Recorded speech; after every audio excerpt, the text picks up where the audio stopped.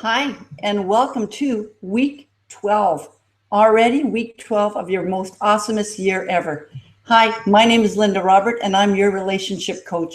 And today we're going to be talking about 2 tips: identifying what supports you may need, and tip number 2, accessing that support.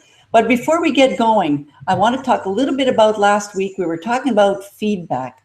And in week 12, I certainly hope that by now you've received some feedback. And it could be a feeling that you're moving forward, or it could be something a bit more concrete, like you've lost a few pounds. So you should always be getting feedback in terms of your goal. So let's go on with the tips for this week now. Tip number 1 is to identify what supports you may need.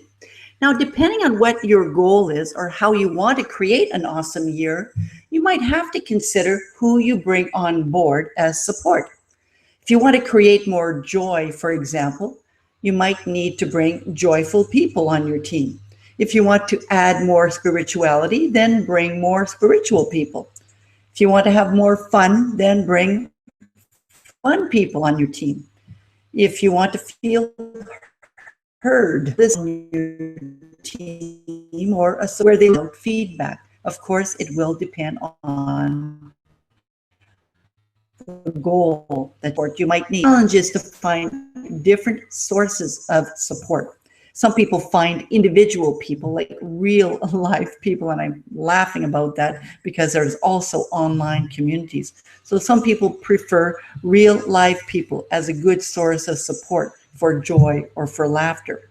However, other people might prefer an online community as a great source of support. For example, I'm a member of sparkpeople.com, and I found that community quite helpful, especially when it came to my weight management goals. Other people rely on writing as a form of support. Sometimes the support needed is to receive feedback. So it will depend on what type of support you need, what the purpose support is, if it's to keep you accountable to, or if it's to helping. Write down a list of what you may need and identify who those sources of support might be, or what those sources of support might be. So tip number 1 is to identify what support you may need. Tip number 2, access that support system. Once you've identified the type of support that you need, pay attention to the feelings that you have around certain people. If you're looking for joy and you want to have more joy in your life, then pay attention to your immediate circle first. Who do you have now that provides you with joy? The challenge is that you may not have someone in your immediate circle that is joyful for various reasons. For example, maybe those sources of support are no longer around because they moved. The sources of support have passed away. You might be able to access your internal mind connection through meditation, but it might also be time to create new supports.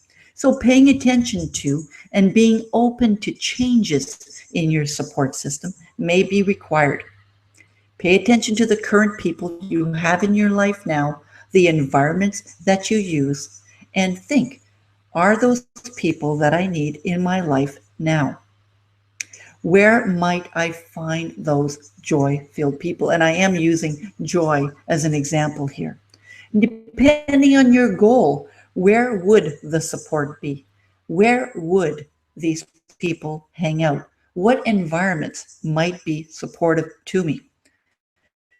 The other, initiate the contact and to be open to allowing them in your circle. It's easy enough to enjoy the community. There's a lot of community, and you could be as open or as supportive as you wish. Some people prefer that face-to-face contact, so it might be that you've identified someone that could potentially be a good support for you. You're not necessarily going to say, hey, I've identified you as my source of support, or could you join my support circle? However, you could slowly get to know them, maybe over coffee, maybe chatting over the phone, and eventually visit each other. And depending on what your goal is, maybe do some physical type of activities together. So when it comes to creating a new support, because your support system has changed or because you need other types of support, it may, I do want you to look back over the last few months or cases, the last, and review your support system. So there's the challenge. Take some time to take a look back and go, okay, since I've added these people or support systems in my life, do I feel more joy? Do I do more activities, for example? Do I experience more, whatever that thing might be? If not, then keep identifying and accessing those support networks. So this is Linda G. Robert, your solution lady, helping you find the solutions to connect to your life. Please stay tuned with me next week, week 13, for your next tips. You can also connect with me on my website at www.lindagrobert.com. And I'm going to be having a new website pretty soon, so I'll let you know when that is activated. And you can also find me on Facebook, like me on Facebook, and on YouTube as well. Have yourself a great week, and we will see you for week 13 next week. Bye for now.